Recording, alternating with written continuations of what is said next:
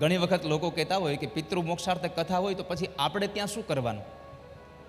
તો તમારી નોટમાં લખી રાખજો કે અત્યારે સમય બહુ બધો ફાસ્ટ ચાલી રહ્યો છે, અને એ ફાસ્ટ કાળમાં આપણા છોકરાઓ એટલું બધું ભણવા લાગ્યા છે કે એને આપણા સનાતનની વિશે કંઈ જ્ઞાન લેવું જ નથી. આપણા છોકરાઓને આ કથા શું છે એમાં કંઈ ખબર જ નથી પાડવી. આપણા છોકરાઓને શ્રાદ્ધ કર્મ શું છે એને કંઈ જોવું જ નથી, જાણવું જ નથી. અને તમે બધા ક્યાં સાક્ષી નથી? પહેલાના સમયમાં આપણા કોઈ પણ પરિવારનું જનનું મૃત્યુ થતું હતું તો 12 દિવસ સુધી આપણે શોક પાળીને બેસતા હતા. આજે 2 કલાક થઈ ગયું. પહેલાના સમયમાં 12મા દિવસે જ વિધિ કરતા હતા, આજે 5મા દિવસે વિધિ કરે છે. તો વિચારો કે 12મા દિવસેથી 5મા દિવસે આવ્યું તો 5-20 વર્ષ જશે તો હાવ બંધ થઈ જાય.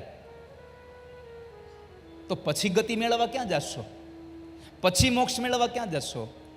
આ પિતૃઓના નામને માધ્યમ બનાવીને જે કથા તમને મળી છે, વાલા વૈષ્ણવો, મારી પ્રાર્થના છે કે આ કથા તમારા પિતૃઓનો ઉદ્ધાર થઈ ગયો એટલે તમને મનોરથી બનાવ્યા છે.